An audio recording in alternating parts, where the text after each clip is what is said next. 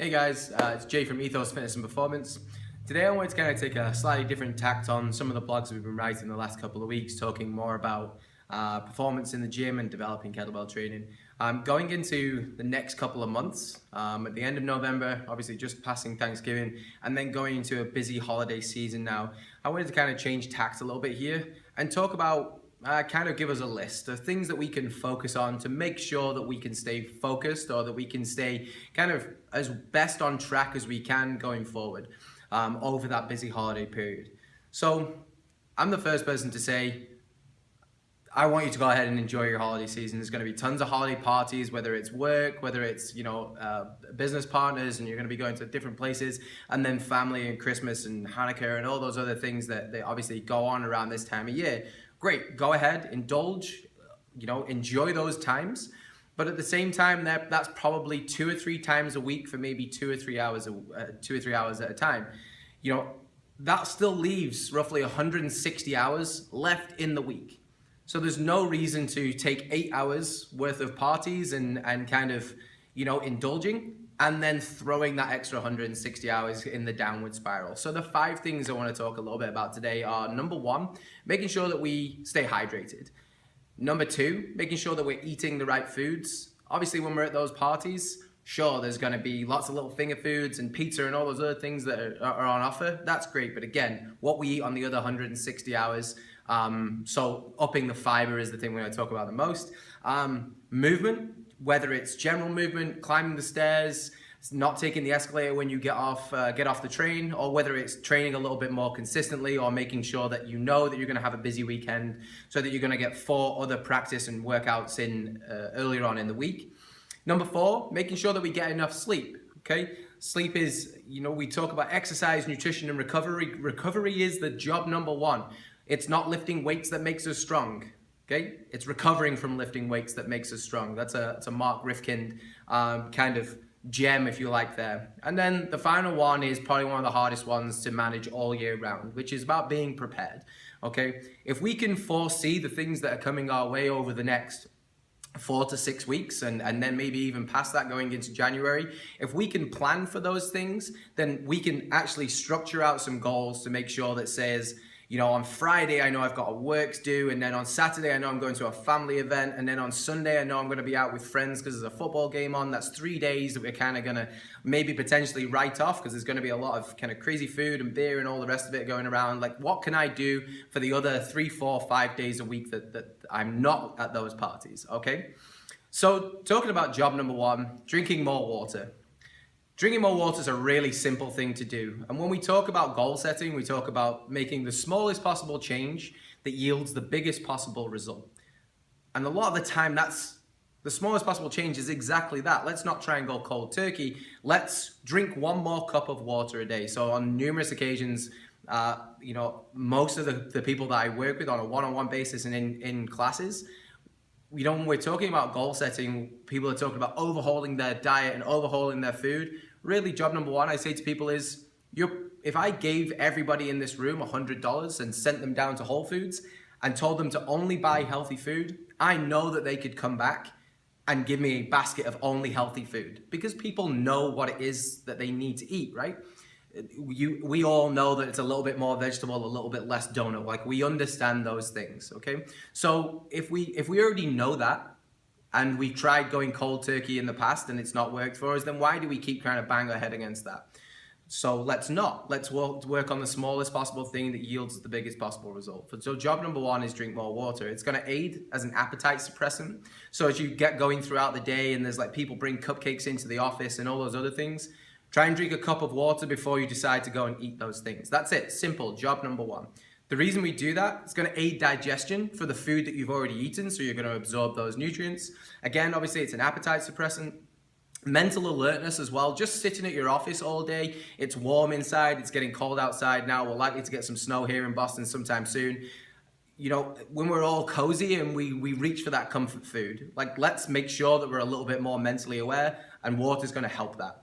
Okay, tissue quality is the next thing. Okay, so when we're training, which is one of the next points that we'll get onto, we want to make sure that our tissue is well hydrated. We're going to feel stiff, we're going to feel achy if we don't stay well recovered, and that's a year-round thing. 365 days a year is always going to help improve tissue quality.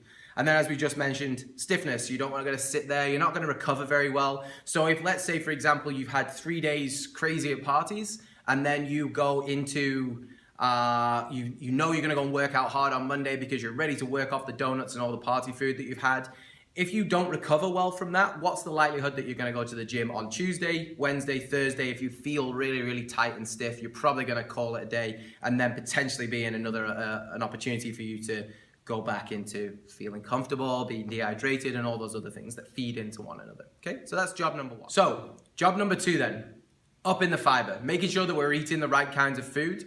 So simply what fiber is going to do is it's going to keep things moving. It's going to keep things regular, okay? So we don't really need to know much more than that. So what should we be eating? Well, a little bit more fruit and a little bit more veg, okay? That's it's a kind of rule of thumb across the board. We know we could always eat a little bit less donut, a little bit more broccoli, and that's probably a balance that everybody could get into.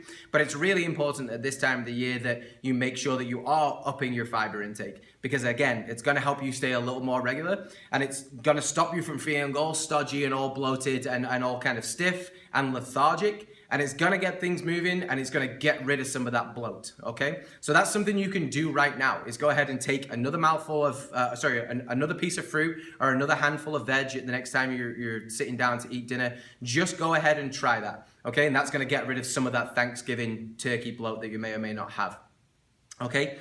So we're just making sure that we're eating the right things. It's also going to stop us from binging. So if we're really hungry and we reach for the cupcakes that are in the office, what's the likelihood that we're only going to have one?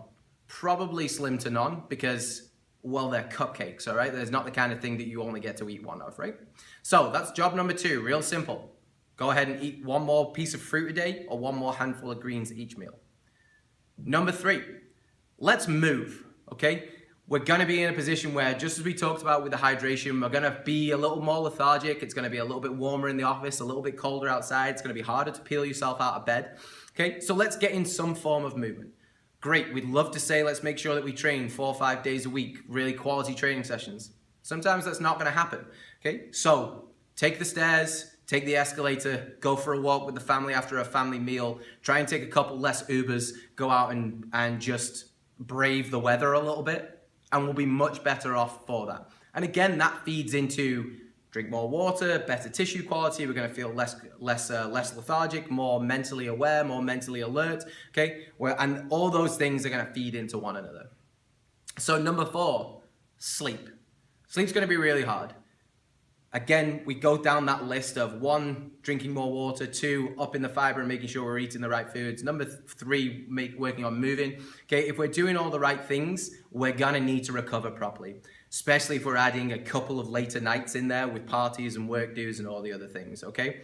So I'm asking 8 hours minimum, 8 hours perfect would be great, okay? 6 hours minimum, but we're looking to get in towards 8. Let's not try and bend the rules here.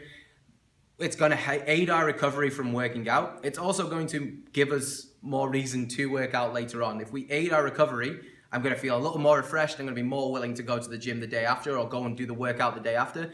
And I'm going to feel less kind of stiff and tired and more sorry for myself and trying to, just go back to bed or hit snooze a couple more times.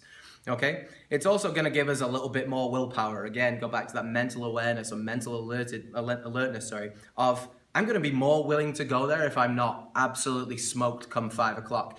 If the bell rings at 5 o'clock and I'm absolutely dying and I know I'm going to go and get on a warm train on my commute home and I'm just going to skip the gym. It's just going to happen. I'm going to be too warm and I'm going to be too comfortable. I'm going to go home. I'm going to park myself in front of the couch. And then those other things come in, okay? What comes in when I'm going to park myself in front of the couch? Warm, comfort foods. I'm going to start reaching for the things that I don't necessarily need. Okay? And then the last thing, and probably the most important thing, is how can we be prepared? We know these things are coming. Over the next 6 weeks, you can look at your calendar right now and say, I've got a client party there, I've got another person's party there, I've got all these other things that are ready to kind of get in my way and slow me down. How can we be prepared? So, a little bit of food prep. Looking at your week ahead on a Sunday night to make sure that it says, well, I know I'm going to be out for lunch here, but I know I'm going to be late home here, so do I have a protein shake in my bag? Do I have breakfast prepared? Do I have enough fruit in the house? So it means going out and getting a little bit more grocery shopping. If it means working with your partner to say, well, can you cook on this night and I'll cook on this night and I'll look after the kids this night, and just being a little more prepared and less flying by the seat of your pants. Because I know personally, and I don't even have any kids, I know personally that what could potentially happen is if I get home late at night, I'm going to reach for the first thing that I can lay my hands on, probably going to be bread. Maybe going to put some peanut butter and jelly on that bread. I'm probably going to have about 4 slices of bread. Then I'm going to sit down and I'm probably going to fall asleep. Okay, because it's been a long day and all the other things get in the way. But if I get home and in a Tupperware is prepared a more substantial meal and a more accurate meal, then great, I'm much more likely to eat it if it's there. So willpower is a big thing to work on as well. So going back down that list, drink a little bit more water. Let's up the fiber, and we can do that through fruit and veg. Let's move. Make sure that we can look at the week ahead and say, I'm going to get 3, 4, 5 workouts in here. And if I don't, I know I'm going to walk to the T, or I'm going to take the escalator. I'm only going to take the stairs in my apartment building. Sleep, making sure that we get 8 quality hours. It's going to help us recover, and we're going to be a little more mentally aware of the things that are going on around us and a little less lethargic. And number 5, prepare. Make sure that we prepare for all those things and just have a little bit of foresight looking at the calendar going forward for the rest of the week. So I hope these tips help, and I hope that we can at least work on one of those things. Think about what we said right at the start of the video, which was smallest possible change that yields the biggest possible result. So if you can't do all these things right now, that's fine. Go ahead, pick one thing that you can work on today. Cup of water, 1 more piece of fruit, 1 more handful of greens at dinner time, setting your alarm a little bit earlier, looking at your calendar. They're all things that you can do right now that are really going to help you stay focused on your health and fitness goals over the next 6, 8, and then the rest of the year going forward for 2017.